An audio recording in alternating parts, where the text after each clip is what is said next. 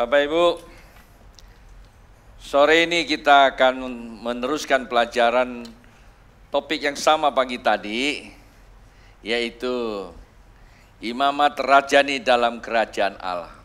Hanya saja sore saya menggunakan versi khotbahnya agak berbeda. Teksnya sama, paling tidak doa Bapak Ibu menarik saya, menarik isi hati saya, menarik mindset saya untuk nangkap sesuatu bisa dikeluarkan buat Bapak Ibu. Jadi berdoa terus ya.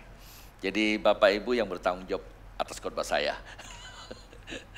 Jadi pengkhotbah nggak mau bertanggung jawab rupanya ya.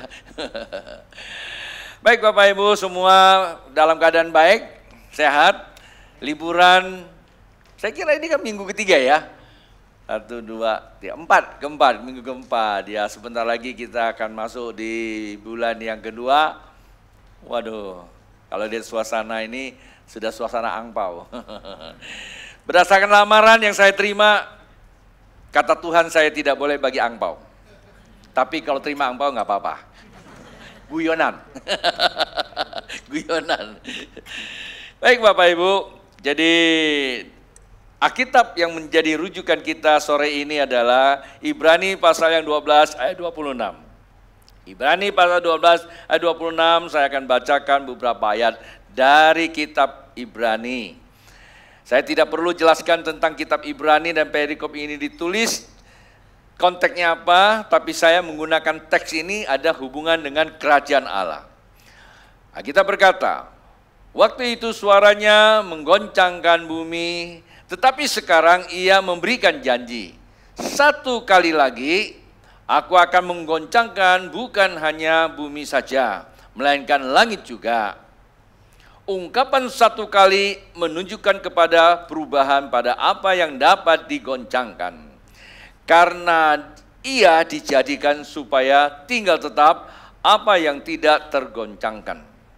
Jadi, karena kita menerima kerajaan yang tidak tergoncangkan, marilah kita mengucap syukur dan beribadah kepada Allah menurut cara yang berkenan kepadanya dengan hormat dan takut. Sama-sama katakan, amin. Pak, Bu, teks ini ada satu kalimat yang menarik untuk kita menyikapi. Apa itu? Yaitu tentang kata kerajaan Allah tak tergoncangkan. Kerajaan yang tak tergoncangkan. Tuhan menjanjikan ada satu kerajaan tak tergoncangkan, berarti memang ada kerajaan yang bisa digoncangkan. Itulah sebabnya Tuhan memberikan satu ilustrasi tentang kehidupan. Dalam kehidupan ini ada dua dasar dia bilang. Satu dasar yang dibangun atas dasar pasir, yang satu di atas dasar batu. Ketika tidak ada masalah di dalam kehidupan, kedua bangunan tersebut tidak ada bedanya. Bahkan yang di atas pasir terkadang kelihatan lebih indah. Kenapa? Lebih mudah dibangun, biayanya ringan. Kalau biaya ringan tanpa pondasi untuk dekorasi, ya, dekorasi itu kan gampang, bisa buat lebih indah. Beda dengan dasar yang kokoh di atas batu. Ya, biayanya mahal tapi adanya di pondasi. Sekedar dan perlu Anda ketahui, gedung gereja ini kurang lebih 4 bulan kalau tidak salah, 4 atau 6 bulan. Kita menghabiskan uang lebih kurang 400 juta. Ya, kalau tidak salah ya. 400 juta, kalau salah panitia mohon maaf. Ya panitianya juga ya, 400 juta kurang 6 bulan, menyelesaikan pondasi tidak kelihatan apa-apa coy. Orang lihat, mana itu bangunan sudah 6 bulan. Iya, kita gali dalam. Bahkan galiannya itu kurang lebih 3 meter ya, enggak sampai lah ya, 2,5 meter itu. Ya, karena kami semua adalah orang teknik, ngerti gitu. Dipasang plat, dipasang ini, pasang itu supaya tidak terjadi goncangan, karena memang rencana bangunannya 5 lantai. Rencananya dengan struktur yang cukup, dengan area yang cukup gitu, 5 lantai. Karena waktu itu kita merencanakan gedung ini 3.000 orang muatnya. Namun apa daya, oleh karena satu dan hal, kita mesti harus korbankan di belakang, kurang lebih 8 meter, depan, kiri dan kanan, akhirnya kita hanya dapat bangunan yang ini saja. Tapi itu tetap kita gunakan pondasi yang sama. Struktur yang akan kita bangun 5 lantai. Saya potong tuh di atas itu. Sehingga Anda, kalau itu dijadikan di atas lampu itu masih ada 1 lantai balkon. Waktu saya naik ke atas, ngeri juga saya bilang. Karena terlalu pendek tapi terlalu tinggi, ada buang ke atas saja yang kita dapatkan ini. Sehingga maksimal kalau kita isi gedung ini kurang lebih 1.500 ya. Kalau semuanya kita padat-padatkan gitu. Tapi kalau hanya normal-normal ya mungkin 1.000 atau dia di bawah 1.000 bisa lah ya. Gitu. Tapi bukan itu isunya adalah pondasinya. Mengapa? Karena kita mau gedung ini kokoh, kuat. Seperti tadi lagunya katakan, kuat dan teguh. Bapak Ibu, di dalam kehidupan ini sama. Bergantung Anda membangun dengan dasar apa. Dasarnya pasir, ringan. Tetapi kita bisa memperindah penampakan. Seringkali saya menggunakan istilah personifikasi. Ya, pesona itu adalah kedok gitu ya. Kayak badut gitu loh ya. Ya, badut tahu ya, kalau Anda lihat yang lucu-lucu ya. Kadang-kadang saya lihat ibu-ibu suka itu. Kalau ketemu yang badut yang lucu-lucu dipeluk foto-foto. Belum tahu isi dalamnya. Begitu dibuka, ya. Pagi tadi saya agak sedikit salah ucap. Jadi maaflah kalau Anda seakan-akan orang yang punya gambar-gambar itu negatif ya enggak ya. Tapi memang rambutnya acak-acakan, pakaiannya dan sebagainya. Ya seperti itu. Jadi ngeri sekali Bapak Ibu. Tapi kalau dipakein dia punya topeng ya indah. Memang di zaman akhir ini, hari-hari ini topeng memang lebih disukai orang. Topeng lebih disukai orang. Ungu pernah berkata, bukalah topengmu. Ungu ya kalau tidak salah ya. Ungu itu band ya, band ungu ya. Saya kalau tidak salah ya. Hah? Oh, Peter Pan. Hebat. Pastor Gideon hafal banget. Ya, Peter Pan. Ya berkata, bukalah topengmu. Tapi memang dunia sedang suka topeng. Kelihatannya lucu. Anda mau upgrade menjadi orang hebat satu malam bisa. Karena sekarang ada otak tambahan. Ya, namanya tablet. Tahu tablet ya? Manusia sesungguhnya diciptakan itu pinter oleh Tuhan. Kenapa? Ya serupa dengan dia. Apanya yang serupa? Ya pikirannya. Hanya manusia tidak tahu diri, maka kata dasar atau kata kunci bagi saya pengajaran hanya satu. Kalau Anda mau jadi orang sukses, pintar, bijaksana, nggak ada cerita kata lain. Satu, kesadaran. Sadar bahwa kita sebenarnya adalah orang yang serupa dengan Tuhan. Kalau orang yang serupa dengan Tuhan, kita tidak akan mau jual diri kita dengan hanya yang cemeng-cemeng. Ya, cemeng-cemeng ya. Atau yang receh-receh. Sorry. Tak usah ya. Saya banyak cerita yang beginian. Jadi, terkadang kita tidak menyadari bahwa kita siapa. Ya, maunya saja ditipu sama si ular. Kelihatannya sederhana, Bapak Ibu, adik-adikku yang di sini maupun di dalam. Kelihatan sederhana. Terjadi pertukaran, Bapak Ibu, terjadi pertukaran. Jadi kepintaran Allah, sesungguhnya kalau Anda tanya saya, apa itu Tuhan? Ya Tuhan itu kecerdasan sebetulnya. Mungkin Anda mulai bingung, loh kok bilang Tuhan itu kecerdasan? Ini bahasa saya toh, sederhana, kecerdasan. Tapi kalau bahasa teologinya apa? Ya logos. Bukankah Alkitab berkata pada mulanya apa? Logos. Logos bersama dengan Allah. Allah itu ada sebuah sebutan. Ya kan? Sebetulnya kata kunci ada logos.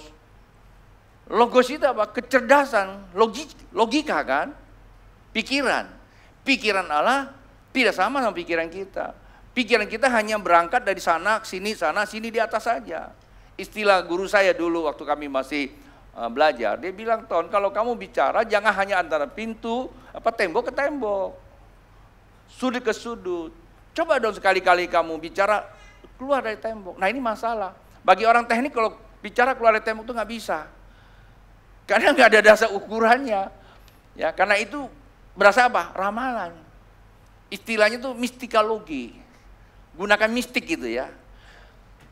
Orang teknik itu susah bicara tentang mistik.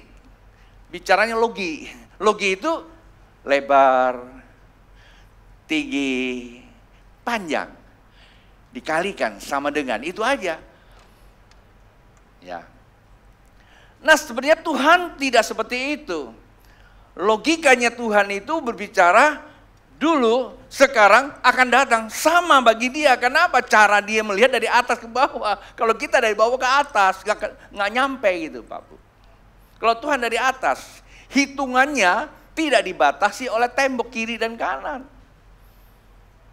Paham ya maksud saya ya? Allah melihat dan Allah menghitung dan Allah berpikir, itu di atas kehidupan. Tidak dibatasi oleh kehidupan. Beda kan? Kalau kita lihat kiri kanan tembok, kalau Tuhan di atas dia semua sama, dulu sekarang akan datang sama. Itulah sebabnya kita bisa kembalikan serupa dengan dia, cuman satu kata. Apa itu? Hati itu saya, kesadaran, bukan iman. Kalau kesadaran siapa aku, milik Kristus, maka kebenarannya masuk dalam diri kita, karena benar kan? Kalau Anda mengaku diri Anda adalah milik Kristus, itu berarti benar. Kalau Anda mengaku dirimu, aduh aku ini orang yang dianiaya, aku tak berdaya, aduh cham silo, cháu起来扎在扎根是死咯，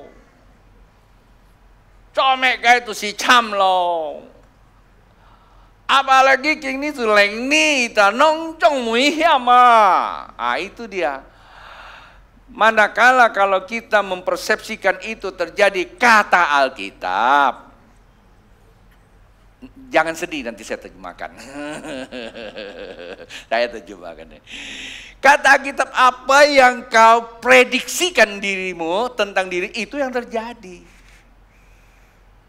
Nah sebetulnya itu dengan kata kamu tidak sadar siapa diri kamu. Nah yang tadi saya maksudkan ngomongnya itu selalu negatif, ngejas sendiri. Ya, puasilah inilah itulah, belum kerja aja, lah, mana cotik ke, macam-macam. Nah itu dia. Artinya kita tidak menyadari siapa kita. Paham? Artinya tidak benar.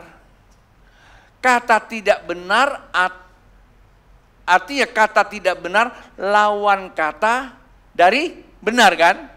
Benar adalah benihnya iman. Paham? Kalau nggak benar apa? Mematikan iman. Saya kira saya tidak salah ngajar kan?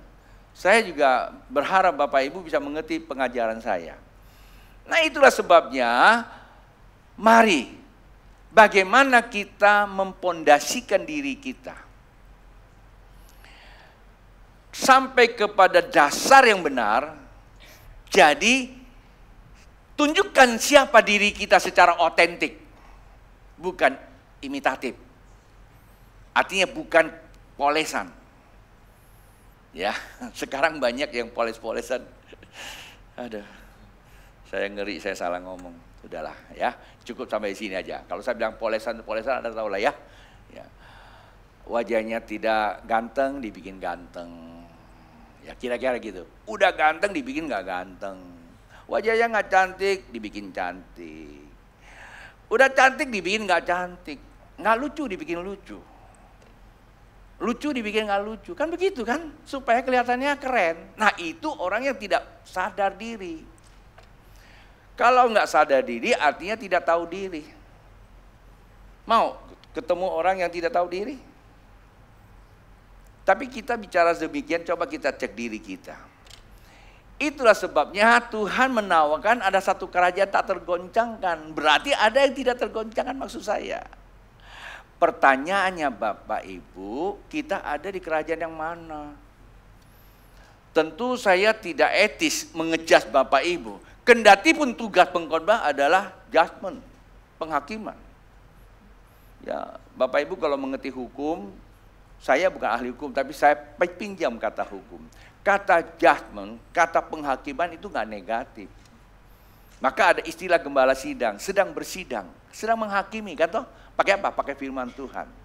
Jikalau Bapak Ibu ada tanda-tanda, ya, jalan hidupnya tidak berkesesuaian dengan firman Tuhan, kan kena kan dihakimi. Tujuannya apa? Supaya segera bertobat. Kalau nggak bertobat, maka firman Tuhan yang menghukum, bukan penghakimannya. Hakim lagi bersidang ketika ada terdakwa dinyatakan bersalah, lalu hakim mengatakan kamu salah pasal sekian, terus yang menghukumnya siapa? Saya mau bertanya, apakah hakim? Bukan. Ya. Undang-undang kita atas nama hukum dan demi keadilan, kamu dijatuhkan hukuman. Kan begitu, bukan dia. Tapi yang jadi kena marah siapa? Hakimnya. Sama. Kadang-kadang pengkhotbah juga seringkali dimarahin, lu menghakimi saya. Sebetulnya bersyukur, Tuhan terima kasih kau kirim hakim yang adil. Saya disakiti tapi saya tahu ada kesembuhan. Paham ya Bapak Ibu ya? Jadi anak-anak muda mesti mengerti kalau ke gereja. Ya, kita semua harus mengerti bahwa kita itu sedang diajar. Nah, itulah sebabnya kita harus cek kembali sebetulnya kita hidup di dalam kerajaan apa. Kedati pun kita punya lagu. Bagus. Kita ini pewaris kerajaan Allah. Memang harus demikian. Diperkatakan. Kata diperkatakan itu namanya kita mengakui. Kata mengakui itu namanya homolegio.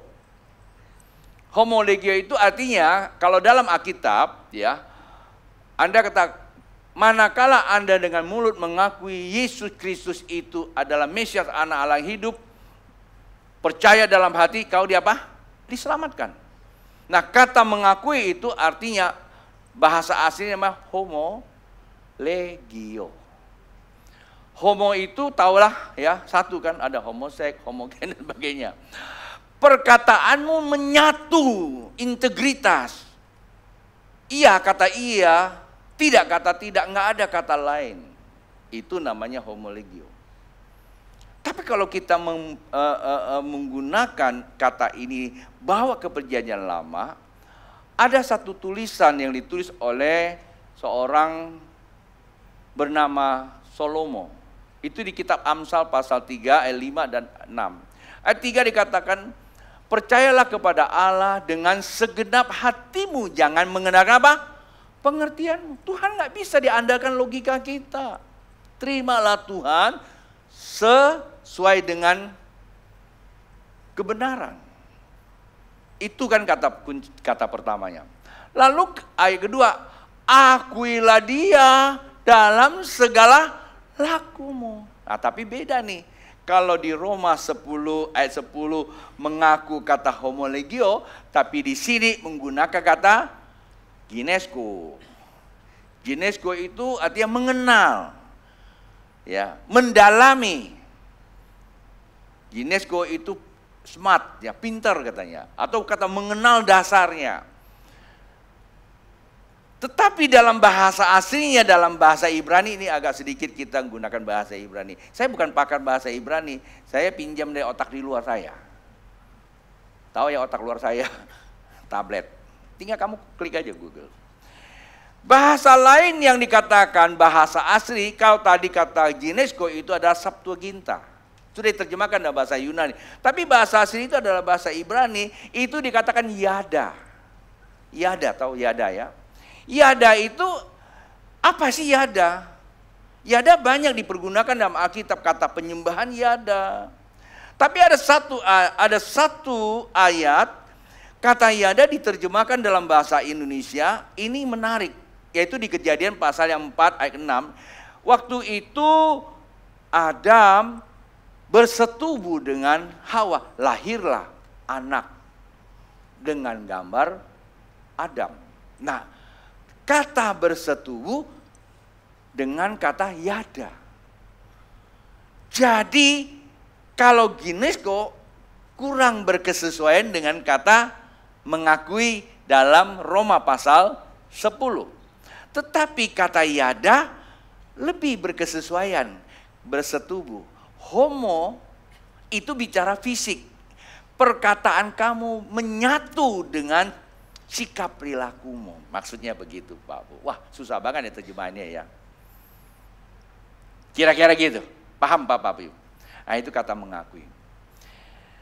Nah itulah sebabnya Bapak Ibu perhatikan baik-baik apa kata Alkitab. Bagaimana kita merealisasikan hidup kita berkesesuaian dengan apa yang dikata Alkitab, bahwa kita diberikan suatu kerajaan yang tidak tergoncangkan. Maka kita mengakui terus menerus, tapi bukan sekadar cuma mengaku Bapak Ibu. Ketika Bapak Ibu hari ini belajar, nanti akan memahami. Tidak sekadar cuma menyanyi. Ya, tidak hanya sekadar cuma menyanyi. Bahwa generasi pewaris kerajaan tidak sekadar, tapi kita menyadari kata sadar itu penting. Memang betul kita ini pewaris. Kalau satu hari Anda dikasih tahu, kamu tuh anak presiden loh. Anda mau sadar apapun tetap aja bukan anak presiden. Ya bukan? Saya bilang, Pastor Gideon, menurut perenungan saya, ini perenungan saya, nggak tahu perenungan dari mana. Ternyata kamu anak presiden. Dia langsung percaya, konyol dia. Ya Pak ya, dasar kebenarannya mana?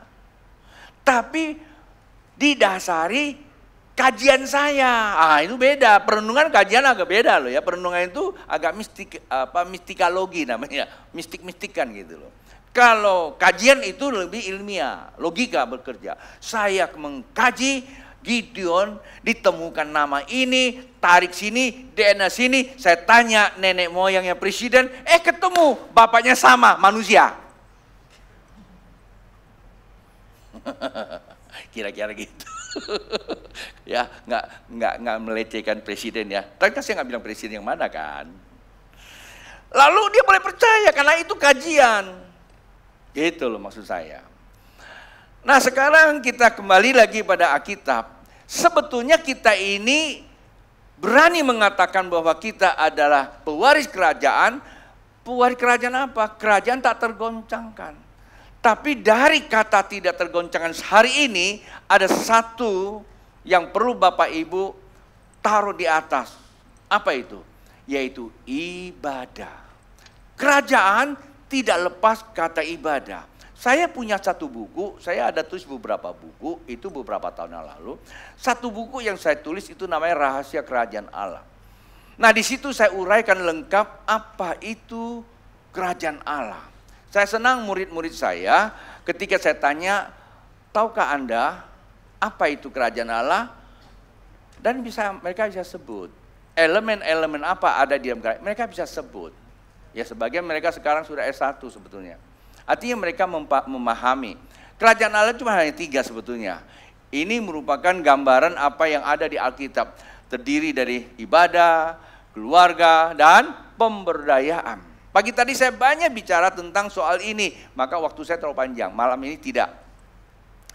Keluarga kemarin sudah disampaikan oleh Pastor Andreas, Ketua Sinode. Seharusnya kan kemarin saya khotbahkan, hari ini bukan jadwal saya karena terjadi pertukaran. Dia sudah menyampaikan tentang keluarga, cukup bagus. Karena keluarga itu nanti di kuartal kedua baru kita bicara. Tapi kemarin dia sudah buka beberapa hal yang cukup memberkati kita. Keluarga dan pemberdayaan kita tidak usah bicara dulu, kita bicara tentang ibadah aja dulu. Nah, sore ini saya angkat ke atas kata ibadah.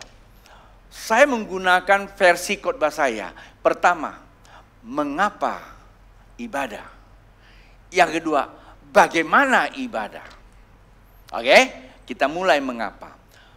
Pastor, mengapa ibadah? Nah, kita kembali pada Alkitab jawabannya. Dari mana muncul kata ibadah itu? Apakah kita duduk ini namanya ibadah? Is okay, nggak salah. mencakup itu. Tapi kata ibadah pertama kali itu ada di Alkitab, itu ada dalam kitab Kejadian pasal kedua ayat yang ke-15, bahwa Tuhan meletakkan manusia di Taman Eden, mengusahakan Taman Eden itu.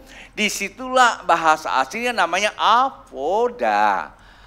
Avoda, ibadah, kayaknya agak mirip-mirip ya. Bahasa ibadah itu bahasa Arab sebetulnya. Ya, bahasa Indonesia, bahasa Melayu. Ini avoda. Nah, kata usaha bahasa aslinya menggunakan kata avoda, diterjemahkan dalam bahasa Inggris itu namanya worship. Berarti apa? Ibadah. Worship itu, kata worship itu ibadah. Di situ cikal bakalnya. Mengapa ibadah? Nah, kita lihat struktur ibadah itu sendiri. Struktur ibadah itu mengusahakan kehidupan. Artinya apa? Karena ada satu pribadi yang hidup. Saya simpulkan apa itu ibadah? Ibadah itu adalah orang yang hidup dan berfungsi. Bilang sama sampingnya, ketika kamu bernafas, berfungsi, sebetulnya engkau sedang ibadah. Bisa dimengerti? Cukup dimengerti? Cukup jelas? Kalau mengerti, bilang dong, amin gitu, supaya saya nggak usah ngulang-ngulang di situ. Ya, apa itu ibadah? Maksudnya mengapa ibadah? Ibadah itu karena kamu hidup. Kalau nggak hidup nggak usah ibadah, kan gitu loh. Hidup itu artinya kita bergerak. Kata bergerak itu artinya berproduksi, berfungsi. Nah, itulah ibadah. Allah menciptakan manusia hidup, ditempatkan di Taman Eden. Hidup Eden, bukan patung, tapi berfungsi. Itulah ibadah. Jadi gimana ibadah? Ibadah itu mencakup seluruh sendi kehidupan. Duduk ngobrol di warung kopi itu ibadah. Lagi masak pun ibadah, Bapak Ibu. Maka itu kalau waktu Anda masak, ibu-ibu yang banyak masak, bapak-bapak kan kurang kan? Lagi masak itu ibadah. Kendati pun suaminya belum kasih uang dapur, sisa uang cuma segitu-gitunya saja, lalu yang Bapak Ibu bisa beli cuma hanya kentang, atau Bapak Ibu cuma hanya bisa beli ikan 1 ekor 2 ekor, gorenglah dengan ibadah, kata haleluya. Jangan Bapak Ibu tidak sadar, suami belum kasih duit, ikan cuma 1 ekor, yang makan 10 orang, mertuanya cukup banyak makan. Maaf ya, ada yang cukup rakus, ikan cuma 1. Dia tidak sadar sedang ibadah, tapi ngoceh terus. Apa suami saya kasih uang kurang, dia ngomel-ngomel terus. Tahukah Anda, ikan goreng jadi perkedel karena dicocok-cocokin terus. Ada yang begitu? Mulai besok berubah. Walaupun gaji belum dikasih, walaupun uang dapur belum dikasih, kendati pun ikannya kecil, ibadah haleluya. Hari ini saya anak kerajaan. Ikannya lompat, amin, nih bilang. Itu ikan mujizat. Nah, tahu ya mengapa ibadah-ibadah itu? Ibadah itu mencakup seluruh kehidupan. Lihat suami pulang dengan wajah cebetut. Haleluya. Hari ini saya lihat sesuatu yang berbeda. Tapi saya suka dengan yang satu ini. Ya kan enak. Begitu pulang ke rumah, lihat istrinya tidur, baru bangun, kucel, pakai bajunya, daster yang masih ya campur nano-nano aromanya. Bilang haleluya saya punya istri. Ada tampilan yang berbeda. Pasti nanti tidurnya, ngoroknya itu haleluya. Tapi kalau kita kebalikan ya, haleluya seperti orang ngorok. Dia sudah nyanyi nyembah tuh haleluya, lu ngorok ya. Nah, itu karena hatinya yang menentukan. Nah, itu ibadah.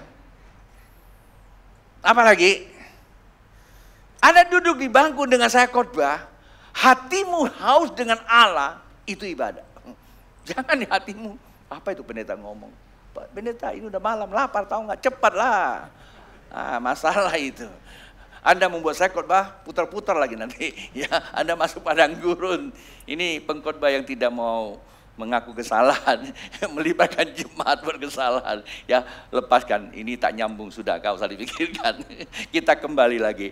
Kalau bilang, ya, bagaimana ibadah, yaitu usaha. Nah sekarang, ya, mengapa ibadah? Ya usaha. Bagaimana ibadah? Nah ini penting, kita closing di sini. Bagaimana kata ibadah? Kata ibadah tadi saya gunakan ada tiga jalur, ya, 3 elemen. Ibadah pertama itu melibatkan namanya penyembahan. Jadi, loh gimana pastor kalau saya lagi di rumah makan, masa penyembahan? Nah itu saya menjelaskan. Jadi kata penyembahan Anda jangan konotasinya cuma satu di gereja. Oh haleluya. Seperti gaya tadi itu Miss Tata ya. Bagus itu sebenarnya. Tapi kalau hanya itu penyembahan, kita terbatas. Aku mau tanya, Anda 1 tahun berapa jam? Ya kan, hidup di dunia ini. Kalau cuma hanya 15 menit, 12 menit itu anggap udah penyembahan, jalat kita. Ya kan? Itu mesti ingat dulu, mesti sadar dulu. Saya mesti ajak Bapak Ibu untuk menyadari satu hal ini. Ya, kata penyembahan. Yang kedua, itu namanya pengajaran. Nah, Anda akan pusing juga. Loh, kata ibadah kan ada pengajaran.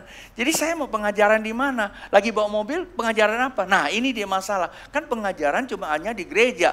Anda mesti datang ke gereja dong. Entah dulu. Entah seperti itu, ada pengajarannya. Lalu yang ketiga, pelayanan. Loh, gimana saya pelayanan? Saya daftar jadi singer, atau daftar jadi usher, daftar jadi choir, daftar jadi macam-macam itu. Baru pelayanan. Entah dulu. Memang 3 ini penting. Kata ibadah pertama apa? Penyembahan. Yang kedua apa? Pengajaran. Yang ketiga apa? Pelayan. Nah, kita lihat Alkitab yang akan perlihatkan pada kita. Pagi tadi saya nggak baca karena waktu. Sore ini saya akan bacakan buat Bapak Ibu. Di dalam Yohanes pasal yang keempat ada satu peristiwa tentang wanita Samaria. Ya, saya mulai baca dari ayat 20 saja karena saya ambil teks ini untuk memperjelaskan tentang bagaimana ibadah yang sejati itu. Ayat 20 berkata demikian. Nenek moyang kami menyembah di atas gunung ini, tetapi kamu katakan bahwa Yerusalem tempat orang menyembah. Kata Yesus kepadanya, nah Yesus menjawab wanita ini, percayalah kepadaku, hai perempuan, saatnya akan tiba bahwa kamu akan menyembah Bapa bukan di gunung ini dan bukan juga di Yerusalem. Kamu menyembah apa yang kamu tidak kamu kenal, kami menyembah apa yang kami kenal, sebab keselamatan datang dari bangsa Yahudi. Ayat 28 langsung.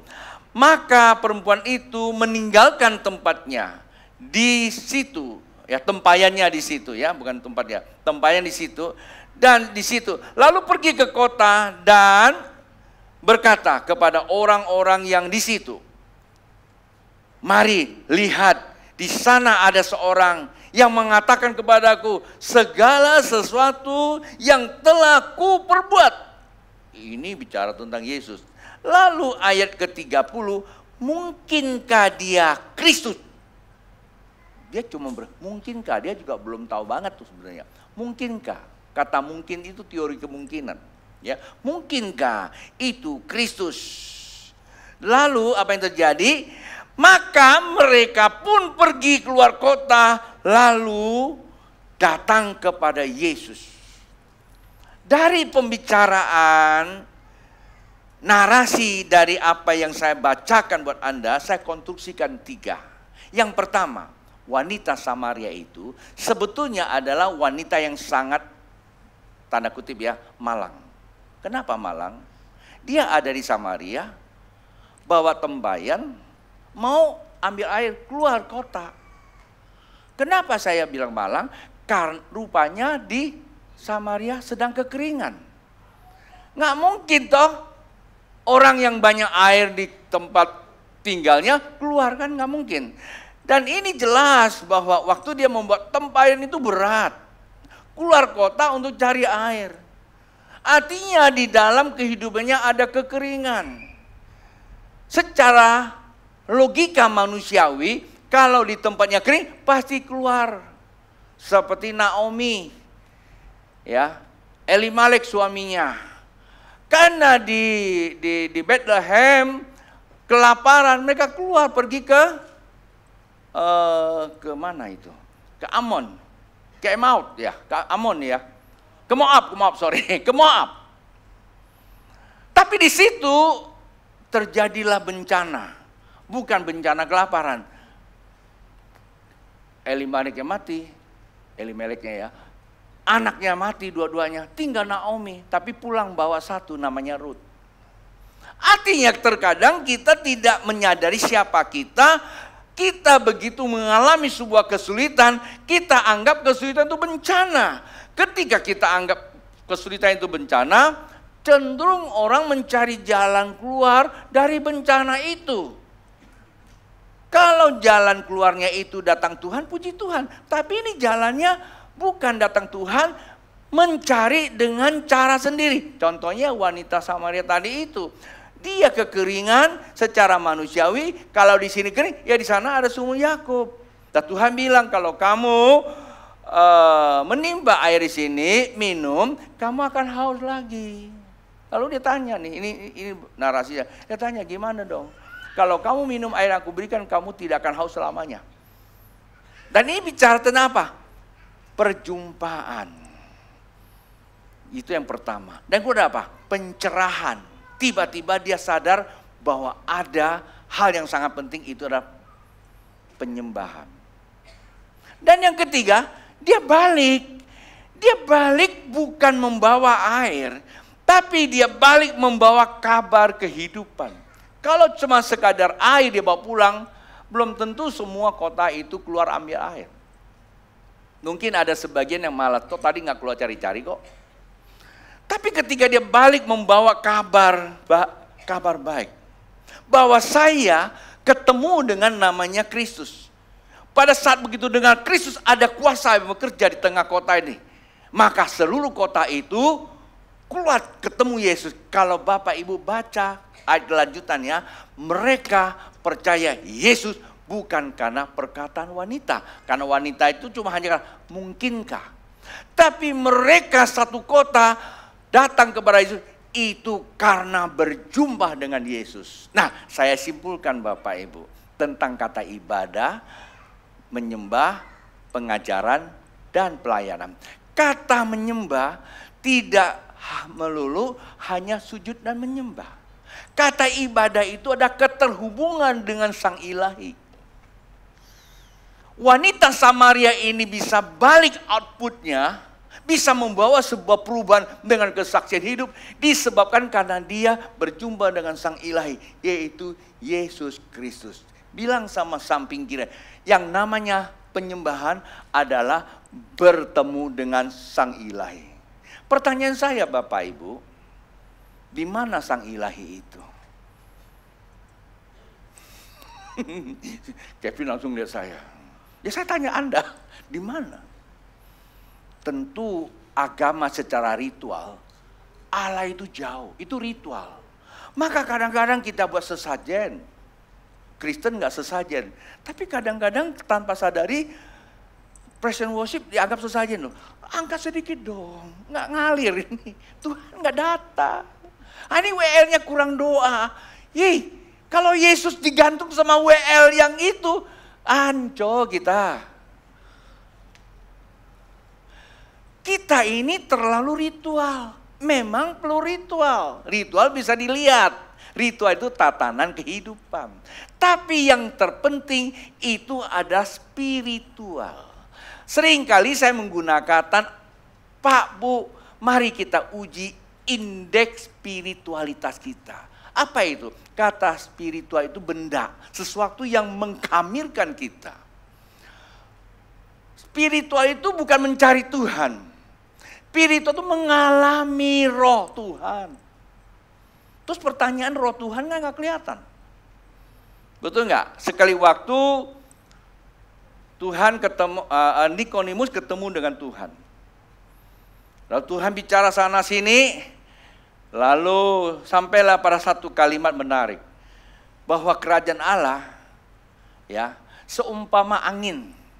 Kamu tidak tahu datang dari mana angin, datang dari mana. Kamu juga tidak tahu kemana pergi, tapi kamu rasakan kan? Dan itu kerajaan Allah. Artinya roh Allah, kamu nggak tahu dari mana datangnya ya roh. Kalau kamu tahu roh, ya kamu spiritisme dong.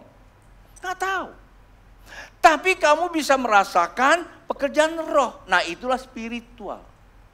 Yang pertama. Yang kedua, lalu bagaimana kita menerjemahkan roh yang tidak kita tahu itu? Sederhana. Kita kembali pada Alkitab, kata asalnya. Akar kata awalnya, dari mana roh itu? Begitu Tuhan menciptakan manusia, dihembuskan nafas. Nafas, ruah. Artinya apa? Nafas itu jiwa yang hidup, jiwa yang ada rohnya. Kalau Bapak Ibu ingin bertemu dengan Tuhan, cukup saja. Nafasku, hidupku, ada Engkau ya Tuhan. Jadi spiritual itu kita ngalami Tuhan saat kita bernafas. Waktu kamu bangun pagi sadar, oh Tuhan, Roh Kudus. Kamu rasakan hatimu ada cerah. Cerah. Kata cerah itu ada pengertian, itulah pengajaran. Pertemuan dengan Sang Ilahi, kamu mengalami apa? Pengajaran cerah. Kalau cerah, kita mudah mengerti tentang kehidupan ini. Itu pengajaran. Jadi pengajaran tidak hanya dikhotbahkan. Saat waktu kita berjumpa dengan orang yang sedang berbicara, kendati pun bicaranya cukup menyakitkan kita, tapi kita bisa terima dengan kita menghargai, saya sedang dibekali. Pagi tadi saya menggunakan ilustrasi, tiba-tiba piring yang dibeli dari Jepang harganya segitu mahal dan hadiah ulang tahun lagi ya. Tiba-tiba dipecahin sama pembantu, Anda bilang apa? Bo, ini pemberian kenang-kenang suami saya ulang tahun pernikahan. Kenapa dipecahkan? Anco, mati. Maka anco dan mati keluarga kalian. Karena kita terlalu melihat hal itu bukan sisi positifnya. Coba bilang haleluya, ada pelajaran. Tuhan, Engkau hadir dalam piringku yang pecah. Ada pengertian. Paham Bapak Ibu? Ini contoh-contoh. Mudah atau sulit? Sulit. Itulah sebabnya kita perlu penyalipan. Penyalipan. Saya berbicara kepada Bapak Ibu bukan sekadar pengajar, tapi saya banyak ngalamin. Kalau kita menerima orang yang baik-baik saja, kita akan menjadi orang yang sama, nggak akan pernah ada pertumbuhan. Coba Anda sekolah. Cari yang paling enak kalau Anda SMP, Anda daftar lagi SMP. Enak karena sudah pelan-pelan. Besok pindah lagi, daftar lagi SMP. 10 tahun SMP terus saja. Terus Anda mau hidup bahagia, Anda cari yang sejenis suaminya. Kalau cowok cari suaminya, Adam bukan nikah sama Inul, tapi sama Ipul gitu loh. Tapi Anda tidak pernah ada keturunan. Jangan gitu kan, kita suka cari orang yang sejenis gitu loh. Ini menyinggung saya terus. Justru kita disinggung itu berkat. Ada penambahan pengetahuan. Oke? Nah Bapak Ibu, saya kembalikan lagi kepada kata keterhubungan sama Tuhan. Di mana? Saat kamu bisa memaknai apa yang kamu terima, itu datang dari Tuhan. Dapat pasangan, puji Tuhan, pasangan yang diberikan pasangan. Kendati pun memang susah, susah diatur. Saya pengen rambutnya panjang, dipendekin sama dia. Tuhan terima kasih. Kalau kamu bisa melatih dirimu kamu seperti itu, niscayalah hidupmu akan jadi berkat. Pendeta yang satu lagi khotbah ini sudah 44 tahun hadapi wanita yang satu itu. Anda kalau mau tanya saya, mudah atau sulit? 50-50. Tapi Anda mesti tanya kembali lagi. Jangan saya cuma ngomong, tanya dia ketemu pria yang satu ini. Bagi dia gimana? Bukan 50-50. 70% berantakan. Hanya 30% yang baik. Tapi yang dilihat bukan yang 70%. Yang 30% itu membuat dia menjadi langsing terus. Coba dia lihat yang 70% yang negatif. Maka dia akan nggak enak lah. Saya takut ada yang tersinggung gitu ya. Hanco. Paham Bapak Ibu? Jadi Kata ibadah itu adalah keterhubungan. Melihat orang tersenyum, Tuhan sedang tersenyum sama saya. Dan ada orang yang marah, bilang Tuhan sedang negur saya. Itu enak. Dan yang kedua, pasti Anda akan nangkap pengertian saat waktu engkau mengakui itu. Dan yang ketiga, niscayalah engkau tidak perlu jadi pengkhotbah. Dimanapun Anda pergi, ada magnet yang menarik orang datang untuk berjumpa dengan Tuhan. Itulah ibadah sejati. Mari bangkit berdiri.